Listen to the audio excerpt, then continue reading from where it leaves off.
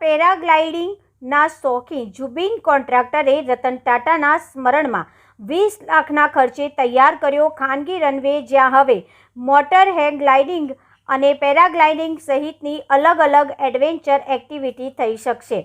દાહોદ શહેરના પારસી પરિવારના જુબિન કોન્ટ્રાક્ટર છેલ્લા કેટલાય વર્ષોથી પેરાગ્લાઇડિંગનો શોખ ધરાવે છે અને પેરાગ્લાઇડિંગ પાવર મોટર ગ્લાઇડિંગ વસાવી દાહોદ નજીક રામપુરા ખાતે આવેલા તેમના ખેતરોમાં પેરાગ્લાઇડિંગ કરી પોતાના શોખને જીવંત રાખ્યો હતો. સાથે જ ઓલ ઇન્ડિયા પાવર ગ્લાઇડિંગ અને પેરાગ્લાઇડિંગ એસોસિએશન સાથે જોડાઈ દેશના અલગ અલગ વિસ્તારોમાં સાથી મિત્રો સાથે અલગ અલગ કાર્યક્રમ થકી પેરાગ્લાઇડિંગમાં ભાગ લેતા આવ્યા છે. ત્યારે પેરાગ્લાઇડિંગ સહિત એરોસ્પોર્ટ એક્ટિવિટીને આગળ વધારવા માટે તમામ સભ્યો મંથન પણ કરતા હોય છે. ત્યારે આ તમામ એક્ટિવિટીને પ્રોત્સાહન મળે અને આજના યુવાનો વિદ્યાર્થીઓ પેરાગ્લાઇડિંગ સહિતની અલગ અલગ એક્ટિવિટીમાં ભાગ લઈ શકે તે માટે દાહોદ નજીક રામપુરા ખાતે 20 લાખથી વધુના ખર્ચે આશરે 2000 ફૂટ લાંબો અને 70 ફૂટ પહોળો રનવે તૈયાર કરી આજે ઉદ્ઘાટન કરવામાં આવ્યું. જુબિન કોન્ટ્રાક્ટરનું કહેવું છે કે વિદ્યાર્થીઓ અલગ અલગ પ્રોજેક્ટ તૈયાર કરતા હોય છે. ડ્રોન ઉડાવવાની પ્રેક્ટિસ હોય કે પછી અન્ય પ્રોજેક્ટનું પરીક્ષણ અને એડવેન્ચર એક્ટિવિટી માટે ખુલ્લી જગ્યાની જરૂર પડતી હોય છે. ત્યારે તમામ એક્ટિવિટી અહીં થઈ શકે. માત્ર ઉડાન ભરવા માટે નહીં, પરંતુ તમામ પ્રકારની વિવિધ એક્ટિવિટી માટે આ ઉપયોગી નીવડશે, જેથી દાહોદ સહિત આસપાસના વિસ્તાર માટે આ એરફિલ્ડ ખૂબ જ ઉપયોગી સાબિત થશે.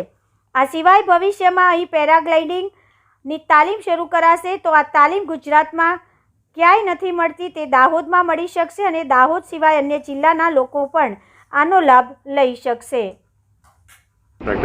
હું દાહોદનો રહેવાનો છું. હું એડવેન્ચર સ્પોર્ટ્સથી છેલ્લા 15-20 વર્ષથી જોડાયેલો છું. આજનો દિવસ એક ખાસ છે. એક રીતે અમે એક થેન્ક્સ બોલે છે રતન ટાટાને. આ એક દિવસ એવો દિવસ છે જે ઇવન એ દુનિયામાં નહીં રહ્યા. He lost his life of old age and complications. પણ એનાથી અમને ખાલી એક જ ચીજ શીખવા મળ્યું. એ માણસે જિંદગીમાં બધાને આપ કર્યું. એક ઇન્સ્પિરેશન લઈને એમના નામે આ એક નાનો રનવે અમે બનાવ્યો છે, which is even named as Ratan Tata nano runway. ખાલી એક પર્પઝ નથી સોલ્વ કરવાનો છે કે એડવેન્ચર સ્પોર્ટ્સ કે ખાલી ફ્લાઇંગ એક્ટિવિટી માટે. આની પર વિશેષ ચીજ કરી શકે છે, જેમ કે આપણે સ્કેટિંગની કોમ્પિટિશન કરી શકીએ છીએ.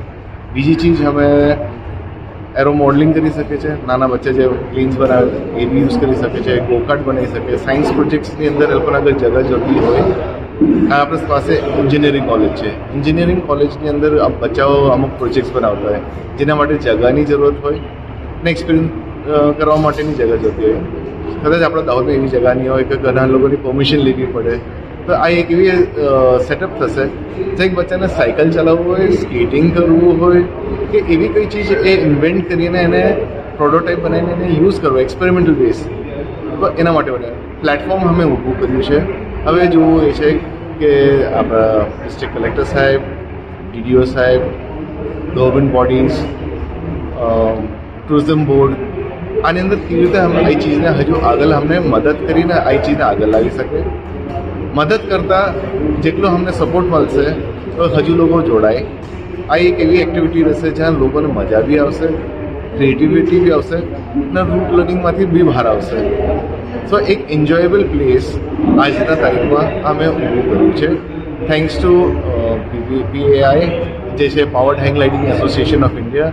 આજના મેઇન બધા જે લોકો આવેલા એ લોકો લેફ્ટનન્ટ કર્નલ્સ હતા, વિંગ કમાન્ડર, કેપ્ટન્સ, એ લોકો બધા મળીને અમે આ એક નવી એક્ટિવિટી સાથે જોડાયેલા છે. હજી એ અપ્રોચ જે મેન્યુફેક્ચર છે મિસ્ટર જાવેદ હસન, જે એલ્બર્ટોસ ફ્લાઇંગ સિસ્ટમ જે મેક ઇન ઇન્ડિયાના પ્રોજેક્ટ છે, તો મોસ્ટ પ્રોબેબલી ફ્યુચરમાં એવું બી થઈ શકે છે કે એક નાની એવિએશન ઇન્ડસ્ટ્રી બી દાહોદમાં ડેવલપ થાય. પહેલ અમે કરીએ છીએ. સપોર્ટ ને વેલ વિશેસ અમને લોકોની જરૂરત છે ને ગવર્મેન્ટની સપોર્ટની જરૂર છે.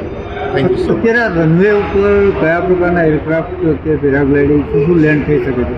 દેખો, સૌથી પહેલાં સમજો આ છે